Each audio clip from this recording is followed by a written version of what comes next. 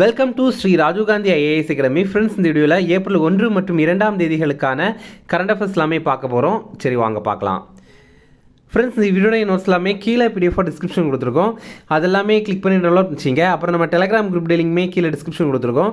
அதுலேயுமே கிளிக் பண்ணி ஜாயின் பண்ணிங்க. நம்முடைய டெலகிராம் குரூப்பில் கரண்ட் அஃபேர்ஸ் குவிசஸ் நடத்திட்டு வரோம். நீங்களுமே ஜாயின் பண்ணி அட்டன் பண்ணிக்கலாம். ஓகே, சரி வாங்க பார்க்கலாம். ஃபஸ்ட்டு, தற்போது பிரதமரின் தனிச் செயலராக நியமனம் செய்யப்பட்டவர் யார்? இதற்கான ஆன்சர் நிதி திவாரி. இப்போ பார்த்தீங்க அப்படின்னா, நம்ம பிரதமர் மோடியுடைய பிரைவேட் செக்ரட்டரியாக நிதி திவாரி அப்படிங்கிற ஒரு IFS ஆஃபீஸர் வந்து அப்பாயின்ட் பண்ணப்பட்டிருக்காங்க. அதாவது இவங்க இந்திய வெளியுறவு பணி அதிகாரி. இதே மாதிரி நம்ம பிரதமர் மோடியுடைய முதன்மை செயலர் யார் அப்படின்னா PK மிஸ்ரா அப்படிங்கிறவர். அதே பிரதமர் மோடியுடைய 2வது முதன்மை செயலராக ரீசெண்டாக சக்தி காந்ததாஸ் அப்படிங்கிறவர் அப்பாயிண்ட் செய்யப்பட்டார். அடுத்தது, ரேபிஸ் மற்றும் பாம்பு கடி தடுப்பூசிகளை கண்காணிக்க மத்திய அரசு அறிமுகம் செய்த வலைத்தளம் எது? இதற்கான ஆன்சர் ஜூவின். இப்போ பார்த்தீங்க அப்படின்னா, நம்ம இந்தியாவில் எல்லா மருத்துவமனையிலையும், அதாவது மெயினாக எல்லா அரசு மருத்துவமனையிலையும் பாம்பு கடி தடுப்பூசிகள், அதே மாதிரி ரேபிஸ் நோய்க்கான தடுப்பூசிகள் இதெல்லாம் கரெக்டாக இருக்கா, அது எவ்வளோ வந்து இந்த தடுப்பூசி போடுறாங்க, எவ்வளோ மீதி இருக்குது, இது சம்மந்தமாக கண்காணிக்கிறதுக்காக ஜூவின் அப்படிங்கிற ஒரு வலைத்தளத்தை மத்திய அரசு அறிமுகம் பண்ணியிருக்காங்க. இதை உருவாக்கின அமைப்பு national centre for disease control அப்படிங்கிற அமைப்பு. மொத்தமாக இப்போ 5 பகுதிகளில் அறிமுகம் பண்ணியிருக்காங்க. டெல்லி, அஸ்ஸாம், புதுச்சேரி, ஆந்திர பிரதேசம், அப்புறம் மத்திய பிரதேசம்.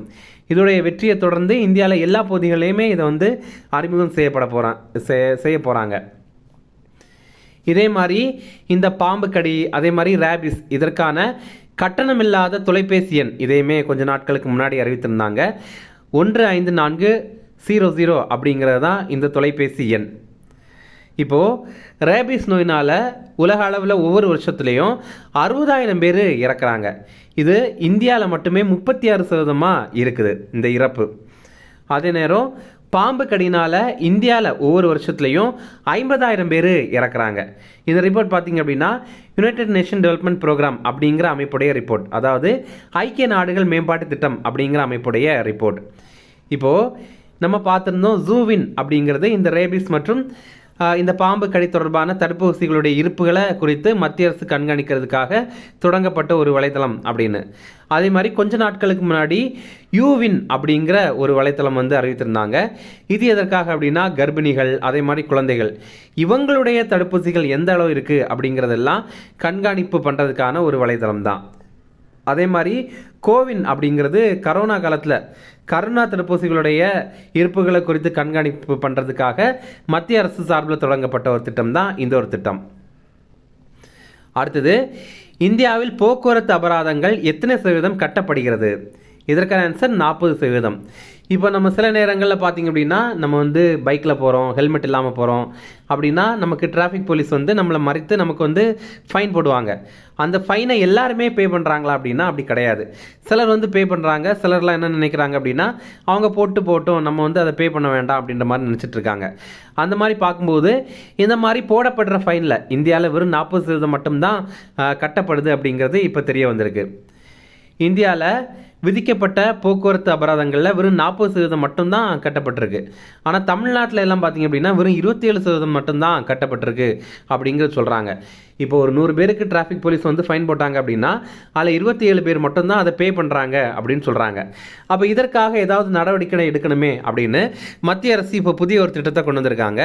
என்ன அப்படின்னா, போக்குவரத்து அபராதங்களை 3 மாதங்களுக்குள்ளாடி கட்ட தருனாங்க அப்படின்னா அவங்களுடைய டிரைவிங் லைசன்ஸை வந்து தற்காலிகமாக ரத்து பண்ணிடுவாங்க அப்படின்ற மாதிரி சொல்கிறாங்க. அதே மாதிரி நிறைய குற்றச்சாட்டுகள்னால இந்த மாதிரி அவங்க வந்து ஃபைன் போடுறாங்க. அதில் ரொம்ப முக்கியமாக பார்த்திங்கன்னா, சிக்னலில் நிற்காமல் போகிறது அதற்காக ஃபைனு, அதே மாதிரி ஆபத்தான முறையில் வாகனம் ஓட்டுறது இதற்கான ஃபைனு. இதற்காக 3 முறை ஒருத்தருக்கு அபராதம் விதிக்கப்பட்டுச்சு அப்படின்னா 3 மாதங்கள் அவருடைய லைசன்ஸை வந்து டிராஃபிக் போலீஸை வாங்கி வச்சுருவாங்க, பறிமுதல் பண்ணிடுவாங்க அப்படின்னு சொல்கிறாங்க. அடுத்தது, மியாமி ஓப்பன் 2025 போட்டியில் ஆடவர் ஒற்றையர் பிரிவில் வெற்றி பெற்றவர் யார்? இதற்கான ஆன்சர் ஜக்குப் மென்சிக். இப்போ பார்த்திங்க அப்படின்னா, மியாமி ஓப்பன் டென்னிஸ் போட்டி, இதில் ரொம்ப பிரபலமான ஒரு டென்னிஸ் பிளேயரான நோவாக் ஜோக்கோவிச் அவரை இறுதிப் போட்டியில் இந்த ஜக்குப் மென்சிக் அப்படிங்கிறவர் தோக்கடித்து இந்த பட்டத்தை வந்து வெற்றி பெற்றிருக்காரு. மியாமி ஓப்பன் டென்னிஸ் போட்டி, இது சர்வதேச டென்னிஸ் போட்டி. இது வந்து அமெரிக்காவில் தான் நடைபெற்றது. ஏன்னா மியாமி அப்படிங்கிறது அமெரிக்காவில் இருக்கிற ஒரு நகரத்துடைய பேர். இதில் ஆண்கள் ஒற்றையர் பிரிவில் வெற்றி பெற்றது ஜக்குப் மென்சிக் அப்படிங்கிறவர். இவர் செக் குடியரசு நாட்டை சேர்ந்தவர். அதுவே மகளிர் ஒற்றையர் பிரிவில் வெற்றி பெற்றது பெலாரஸ் நாட்டு வீராங்கனையான அரியானா சப்லன்கா அப்படிங்கிறவங்க. ஃப்ரெண்ட்ஸ், நம்ம ராஜீவ்காந்தி ஐஏஎஸ் அகாடமியில் எஸ்ஏ எக்ஸாமில் நிறைய பேர் வெற்றி பெற்றிருக்காங்க. இப்போ புதிய கிளாஸஸ் ஸ்டார்ட் பண்ணியிருக்கோம். நம்ம இன்ஸ்டியூட்டில் ஓப்பன் கோட்டாக்கும் கிளாஸஸ் இருக்குது, அதே மாதிரி டிபார்ட்மெண்டல் கோட்டாக்கும் கிளாஸஸ் இருக்குது. நம்ம இன்ஸ்டியூட் பார்த்திங்க அப்படின்னா சென்னையில் அண்ணா நகரில் இருக்குது. நீங்கள் இங்கே வந்து ஜாயின் பண்ணி படிக்கலாம்.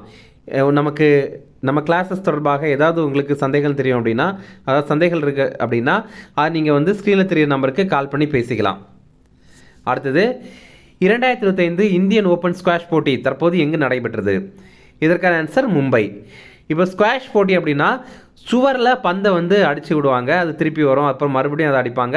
இந்த மாதிரி விளையாடுற போட்டி தான் இந்த ஸ்குவாஷ் போட்டி அப்படிங்கிறது. இது இப்போ பார்த்திங்க அப்படின்னா மகாராஷ்டிராவுடைய தலைநகரான மும்பையில் நடைபெற்றது. இதில் ஆண்கள் ஒற்றையர் பிரிவில் வெற்றி பெற்றது எகிப்து நாட்டை சேர்ந்த கரீன் எல் டோர்கி அப்படிங்கிறவர். அதுவே மகளிர் ஒற்றையர் பிரிவில் வெற்றி பெற்றது நம்ம இந்தியாவை சேர்ந்த அனாஹத் சிங் அப்படிங்கிற வீராங்கனை. அடுத்தது, தற்போது எந்த பகுதியை சேர்ந்த வெற்றிலைக்கு புவிசார் குறியீடு கிடைத்தது? இதற்கான ஆன்சர் கும்பகோணம். இப்போ பார்த்தீங்க அப்படின்னா கும்பகோணம் வெற்றிலைக்கு புவிசார் குறியீடு கிடைத்திருக்கு. இது தஞ்சாவூர் மாவட்டத்தை சேர்ந்தது தான். இது காவிரியுடைய ஆற்றுப்படுக்கையில் இந்த வெற்றிலை வந்து விளையுது. இதே மாதிரி கன்னியாகுமரி மாவட்டம் அங்கே தோவாளை பகுதியை சேர்ந்த மாணிக்க மாலை, இதற்கும் புவிசார் குறியீடு கிடைத்திருக்கு. அப்படி பார்க்கும்போது தோவாளை மாணிக்க மாலை அப்படின்னு இதை பொதுவாக சொல்கிறாங்க. ஓகேவா, அதற்கும் இப்போது புவிசார் குறியீடு கிடைத்திருக்கு. இப்போ இந்த தோவாளை மாலை இருக்குல்ல, இந்த மாணிக்க மாலை, இது பார்த்திங்கன்னா அரளிப்பூ இருக்குல்ல, அதில் வெள்ளை அரளி, சிவப்பு அரளி இதை வச்சு எல்லாம் பண்ணுறாங்க. அதுக்கப்புறம் வந்து நொச்சி இருக்குல்ல, பச்சை நொச்சி வச்சு பண்ணுறாங்க. அதுக்கப்புறம் சம்பா நார் இதை வைத்து அவங்க வந்து கெட்டி இதை உருவாக்குறாங்க. ஓகே, இந்த மாதிரி இப்போ ரீசெண்டாக வந்து 2 பொருட்களுக்கு புவிசார் குறியீடு கிடைத்திருக்கு. இப்போ உங்களுக்கான கேள்வி, இப்போ ரீசெண்டாக பார்த்திங்க அப்படின்னா மறிக்குழுந்துவுக்கு புவிசார் குறியீடு கிடைத்தது. நம்ம தமிழ்நாட்டை சேர்ந்த ஒரு பகுதியை சேர்ந்த மறிக்குழுந்து, அது எந்த பகுதியை சேர்ந்த மறிக்குழுந்து அப்படிங்கிறது உங்களுக்கு தெரியும் அப்படின்னா அது கமெண்ட்ஸில் சொல்லுங்கள். ஓகேவா, எந்த பகுதியை சேர்ந்த மறிக்குழுந்துவுக்கு தற்போது புவிசார் குறியீடு கிடைத்தது? ஓகே, இதே மாதிரி நார்த் இந்தியாவில் சௌதாகிரி அப்படிங்கிற ஒரு அச்சு ஆடைக்கு புவிசார் குறியீடு கிடைத்திருக்கு. இது குஜராத்தில் அகமதாபாத்தில் ஜமால்பூர் அப்படிங்கிற பகுதியை சேர்ந்தது தான் இந்த ஒரு ஆடை. இது ஒரு கைவினை ஜவுளிக்கலை. ஓகேவா, கைவினைனால இந்த பிக்சரில் நீங்கள் பார்த்தீங்கன்னா தெரியும், கைவினைனால இந்த அச்சை வந்து அவங்க பண்ணுறாங்க. 300 ஆண்டுகளாக இது வந்து பயன்பாட்டில் இருக்குது. அடுத்தது 2024ஆவது ஆண்டு உலகில் அதிகமாக தேயிலை ஏற்றுமதி செய்த நாடு எது?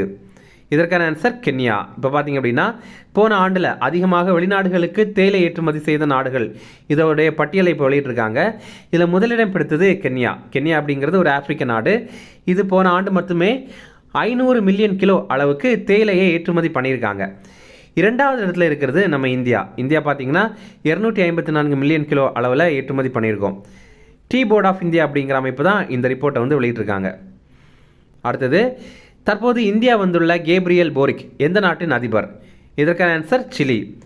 இப்போ சிலி நாட்டுடைய அதிபரான கேப்ரியல் போரிக் இப்போ இவர் இந்தியா வந்திருக்காரு. சிலி அப்படிங்கிறது லத்தீன் அமெரிக்க நாடு, அதில் ஒன்று. ஓகேவா, லத்தீன் அமெரிக்க நாடு என்ன அப்படின்னா இங்கே வந்து ஸ்பானிஷ், அப்புறம் போர்ச்சுகீஸ் இந்த மாதிரி மொழிகள் எல்லாம் பேசுவாங்க. இதெல்லாமே லத்தீன் அப்படிங்கிற மொழியுடைய அடிப்படையிலிருந்து தோன்றப்பட்ட மொழிகள் தான். அதனால தான் இந்த நாடுகள் எல்லாம் லத்தீன் அமெரிக்க நாடுகள் அப்படின்னு சொல்கிறாங்க. இது தென் அமெரிக்கா கண்டத்தில் இருக்குது. ஓகே, இப்போது இந்த சிலியுடைய அதிபர் வந்து 5 நாட்கள் பயணமாக இந்தியா வந்திருக்காரு. பிரதமர் மோடியுமே சந்தித்திருக்காரு. வர்த்தகம், பாதுகாப்பு, கனிம வளம், அப்புறம் சுகாதாரம் இந்தந்த துறைகளில் இவங்க 2 பேரும் பேச்சுவார்த்தை பண்ணியிருக்காங்க. அடுத்தது, திருச்சியில் அமையுள்ள புதிய நூலகத்திற்கு யாருடைய பெயர் சூட்டப்பட்டது? இதற்கான ஆன்சர் காமராஜர். இப்போ ரீசெண்டாக பார்த்திங்க அப்படின்னா திருச்சியில் கலைஞர் நூலகம் மற்றும் அறிவுசார் மையம் அப்படிங்கிறது வந்து அமைக்கிறதுக்கான அடிக்கல் நாட்டியிருந்தாங்க. இப்போது கலைஞருடைய பேரை எடுத்துகிட்டு அதுக்கு பதிலாக காமராஜருடைய பேரை வந்து அதற்கு வைக்கிறாங்க. ஓகேவா, இது யார் சொல்லியிருக்காங்க அப்படின்னா நம்முடைய முதல்வர் ஸ்டாலின் தான் சட்டப்பேரவையில் இந்த அறிவிப்பை வெளியிட்டிருக்காங்க. இப்போ இதோடைய பார்க்கும்போது சென்னையில் பெரிய நூலகம் அண்ணா நூற்றாண்டு நூலகம், இது அண்ணாவுடைய பேரில் அமைந்திருக்கு. அதே மாதிரி மதுரையில் பெரிய ஒரு நூலகமாக இந்த கலைஞர் கருணாநிதி பேரில் கலந்த நூலகம் அப்படிங்கிறது அமைக்கப்பட்டது. அதே மாதிரி கோவையில் பார்த்தீங்கன்னா தந்தை பெரியாருடைய பேரில் வந்து பெரிய அளவில் ஒரு நூலகம் அமைக்கப்படும் அப்படின்னு அறிவித்திருக்காங்க. அதே மாதிரி திருச்சியில் இப்போ வந்து காமராஜருடைய பேரில் இந்த நூலகத்தை வந்து அமைக்கிறாங்க. அடுத்தது, தற்போது தன் ஓய்வை அறிவித்த வந்தனா கட்டாரியா எந்த விளையாட்டுடன் தொடர்புடையவர்? இதற்கான ஆன்சர் ஹாக்கி. நம்ம இந்தியாவுடைய முக்கியமான ஒரு ஹாக்கி பிளேயரான வந்தனா கட்டாரியா இவங்க சர்வதேச போட்டிகள்லேருந்து ஓய்வு பெறதா அறிவித்திருக்காங்க. ஆனால் உள்நாட்டு போட்டிகளில் பங்கேற்பேன் அப்படின்ற மாதிரி அறிவித்திருக்காங்க. இவங்களுடைய சிறப்புகள் பற்றி பார்த்திங்க அப்படின்னா, அதிக ஆட்டங்களில் கேப்டனாக இருந்த ஒரே இந்திய வீராங்கனை இவங்க தான். 300க்கும் மேற்பட்ட ஆட்டங்களில் இவங்க வந்து கேப்டனாக இருந்திருக்காங்க. அதே மாதிரி 2020 ஆண்டு டோக்கியோ ஒலிம்பிக்கில் ஹேட்ரிக் கோல் வந்து அடிச்சிருக்காங்க. ஹேட்ரிக்னா என்ன? 3 முறை தொடர்ந்து கோல் அடிக்கிறது தான். ஓகேவா? இவங்க வந்து அப்படி பார்க்கும்போது ஒலிம்பிக் போட்டியில் ஹேட்ரிக் கோல் அடித்த ஒரே இந்திய வீராங்கனை வந்து இவங்க தான். அதுக்கப்புறம் பார்த்தீங்க அப்படின்னா பத்மஸ்ரீ விருது, அர்ஜுனா விருதுகள் இதெல்லாம் கூட பெற்றிருக்காங்க. அடுத்தது, இந்திய இராணுவ தளபதிகள் மாநாடு தற்போது எங்கு நடைபெற்றது? இதற்கான ஆன்சர் டெல்லி. இப்போ பார்த்தீங்க அப்படின்னா ஆர்மி கமாண்டர்ஸ் கான்ஃபரன்ஸ் அப்படிங்கிறது புதுடெல்லியில் நடைபெற்றது. நம்ம இராணுவத்துடைய தலைமை தளபதி யார் அப்படின்னா உபேந்திர திவிவேதி அப்படிங்கிறவர். மத்திய பாதுகாப்புத்துறை அமைச்சர் ராஜ்நாத் சிங் அவர்கள். நம்ம இந்தியாவுடைய முப்படை தலைமை தளபதி யார் அப்படின்னா அனில் சௌஹான் அப்படிங்கிறவர். அடுத்தது, மா அரங்கநாதன் இலக்கிய விருது 2025 யாருக்கு அறிவிக்கப்பட்டது? இதற்கான ஆன்சர் ஏ மற்றும் சி, அதாவது தமிழவன் மற்றும் திருநாவுக்கரசு.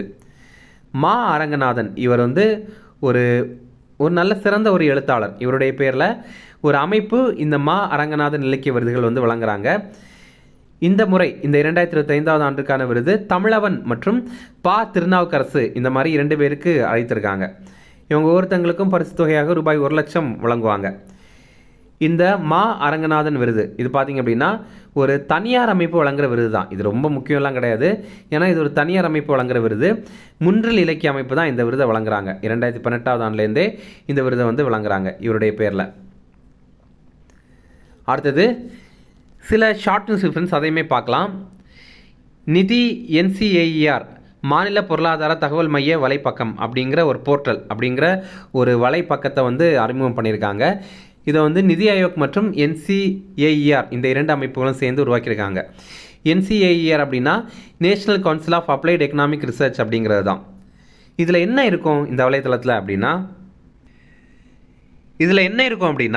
1990-91 2022-23 நிதியாண்டு வரைக்கும் உள்ள 28 மாநிலங்களை சேர்ந்த தரவுகள் இடம்பெற்றிருக்கும். ஓகேவா? அதாவது டேட்டா எல்லாம் இடம்பெற்றிருக்கும். என்ன டேட்டா இருக்கும் அப்படின்னா மக்கள் தொகை, பொருளாதார அமைப்பு, நிதி, சுகாதாரம், கல்வி இந்தந்த துறைகள் தொடர்பான டேட்டா எல்லாமே இங்கே இருக்கும், இந்த வெப்சைட்டில் இருக்கும். அடுத்தது, 2024-25 நிதியாண்டு நம்ம இந்தியாவில் புதுப்பிக்கத்தக்க எரிசக்தி துறையில் 25 ஜிகாவாட் உற்பத்தி திறன் வந்து சேர்க்கப்பட்டிருக்கு அப்படிங்கிற சொல்கிறாங்க. இதோடைய அர்த்தம் என்ன அப்படின்னா, இப்போ நமக்கு நிறைய ரினியூவபிள் எனர்ஜி சோர்சஸ் இருக்குது. சோலார் பவர் இருக்குது, விண்டு மில் இருக்குது, இந்த மாதிரி நிறைய இருக்குல்ல.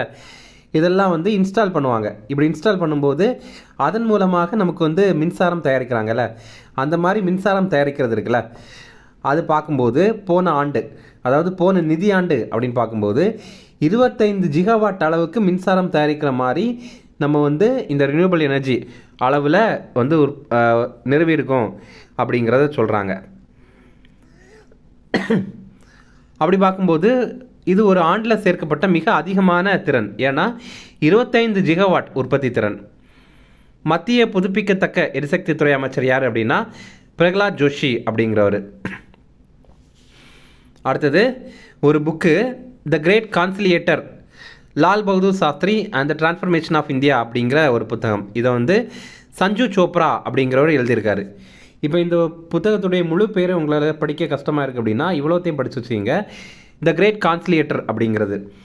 கான்சிலியேட்டர் அப்படின்னா என்ன அர்த்தம் அப்படின்னா 2 பேருக்கு இடையில் இருக்கிற பிரச்சனையை தீர்த்து வைக்கிறவங்க அப்படிங்கிறது தான் அர்த்தம். 2 பேருக்கு இடையில் யாருக்காவது பிரச்சனை வருது அப்படின்னா நம்ம பொதுவான ஒரு ஆளை போய் பார்ப்போம்ல, அந்த மாதிரி ஒரு பர்சன் தான் இந்த லால் பகதூர் சாஸ்திரியாக இருந்திருக்காரு.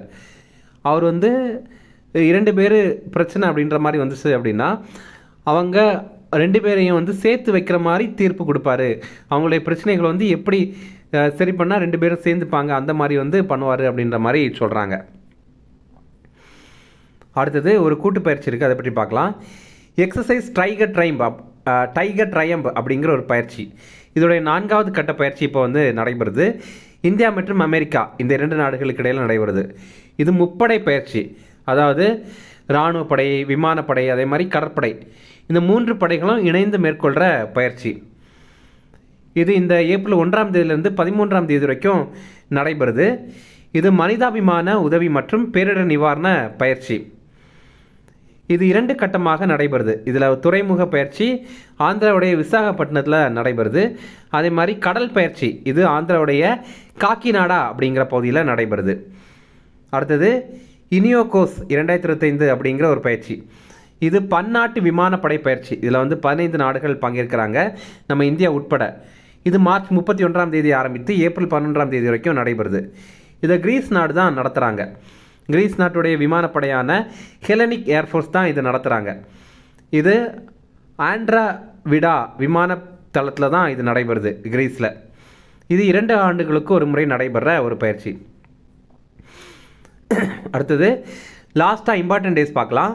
உலக ஆட்டிசம் விழிப்புணர்வு தினம். இது வந்து ஏப்ரல் 2ஆம் தேதி. ஆட்டிசம் அப்படின்னா சிலருடைய மூளையில் பார்த்திங்க அப்படின்னா சில பாதிப்புகள் ஏற்படும். இதனால் அவங்களுக்கு கற்றல் திறனில் குறைபாடு ஏற்படும். அதே மாதிரி மற்றவங்க கிட்ட பழகுறது வித்தியாசமாக பழகுவாங்க. அதே மாதிரி சாதாரணமாக அவங்களால இயங்க முடியாது. இந்த ஆண்டுக்கான கருப்பொருள் நரம்பியல் பன்முகத்தன்மையை மேம்படுத்துதல் மற்றும் ஐநாவின் நிலையான வளர்ச்சி இலக்குகள் அப்படிங்கிறது. நரம்பியல் பன்முகத்தன்மை அப்படின்னா இப்போது எல்லாருமே நார்மலான ஒரு நரம்பு சிஸ்டத்தோடு இருக்காங்களா, நார்மலான ஒரு மூளையோடு இருக்காங்களா அப்படின்னா கிடையாது. சிலருக்கு பார்த்திங்கன்னா ஆட்டிசம் இருக்குது, சிலருக்கு பார்த்திங்க அப்படின்னா இன்னும் நிறைய பிரச்சனைகள் இருக்குது. அப்போ இதெல்லாத்தையோட உள்ளது தான் நம்முடைய சமூகம். அப்போ இந்த மாதிரி இருக்கிற ஒரு சமூகத்தை நம்ம வந்து மேம்படுத்தணும் அப்படிங்கிறத சொல்கிறாங்க. அதே மாதிரி பார்த்திங்கன்னா ஐநாவுடைய நிலையான வளர்ச்சி இலக்குகள் ஒரு 17 இலக்குகள் இருக்குது. அதையும் நம்ம வந்து சரி பண்ணணும், அதையும் வந்து நம்ம கவனிக்கணும் அப்படிங்கிற மாதிரி சொல்கிறாங்க. அடுத்தது ரிவிஷன் பார்க்கலாம். தற்போது பிரதமரின் தனிச் செயலராக நியமனம் செய்யப்பட்டவர் யார்? இதற்கான ஆன்சர் நிதி திவாரி. அடுத்தது ரேபிஸ் மற்றும் பாம்பு கடி தடுப்பூசிகளை கண்காணிக்க மத்திய அரசு அறிமுகம் செய்த வலைதளம் எது? இதற்கான ஆன்சர் ஜூவின். அடுத்தது இந்தியாவில் போக்குவரத்து அபராதங்கள் எத்தனை சதவீதம் கட்டப்படுகிறது? இதற்கான ஆன்சர் 40%. அடுத்தது மியாமி ஓப்பன் 2025 போட்டியில் ஆடவர் ஒற்றையர் பிரிவில் வெற்றி பெற்றவர் யார்? இதற்கான ஆன்சர் ஜக்குப் மென்சிக். அடுத்தது 2025 இந்தியன் ஓப்பன் ஸ்குவாஷ் போட்டி தற்போது எங்கு நடைபெற்றது? இதற்கான ஆன்சர் மும்பை. அடுத்தது தற்போது எந்த பகுதியை சேர்ந்த வெற்றிலைக்கு புவிசார் குறியீடு கிடைத்தது? இதற்கான ஆன்சர் கும்பகோணம். உங்களுக்கான கேள்வி, எந்த பகுதியை சேர்ந்த மறிக்குழுந்துவுக்கு புவிசார் குறியீடு கிடைத்தது அப்படிங்கிறது உங்களுக்கு தெரியும்னா கமெண்ட்ஸில் சொல்லுங்கள். அடுத்தது 2024ஆவது ஆண்டு உலகில் அதிகமாக தேயிலை ஏற்றுமதி செய்த நாடு எது? இதற்கான ஆன்சர் கென்யா. அடுத்தது தற்போது இந்தியா வந்துள்ள கேப்ரியல் போரிக் எந்த நாட்டின் அதிபர்? இதற்கான ஆன்சர் சிலி. அடுத்தது திருச்சியில் அமையுள்ள புதிய நூலகத்திற்கு யாருடைய பெயர் சூட்டப்பட்டது? இதற்கான ஆன்சர் காமராஜர். அடுத்தது தற்போது தன் ஓய்வை அறிவித்த வந்தனா கட்டாரியா எந்த விளையாட்டுடன் தொடர்புடையவர்? இதற்கான ஆன்சர் ஹாக்கி. அடுத்தது இந்திய இராணுவ தளபதிகள் மாநாடு தற்போது எங்கு நடைபெற்றது? இதற்கான ஆன்சர் டெல்லி. அடுத்தது மா அரங்கநாதன் இலக்கிய விருது 2025 யாருக்கு அறிவிக்கப்பட்டது? இதற்கான ஆன்சர் ஏ மற்றும் சி, அதாவது தமிழவன் மற்றும் திருநாவுக்கரசு, இவங்க 2 பேருக்கும் அறிவிக்கப்பட்டிருக்கு. ஓகே, அவ்வளோதான் ஃப்ரெண்ட்ஸ். இந்த வீடியோ பிடிச்சா கண்டிப்பாக லைக் பண்ணுங்கள், நம்மளுடைய சேனலுக்கு சப்ஸ்கிரைப் பண்ணி வச்சுங்க, உங்களுடைய நண்பர்களுமே ஷேர் பண்ணுங்கள். கண்டிப்பாக இது அவங்களுக்கும் நல்லதாக இருக்கும். Okay, thank you.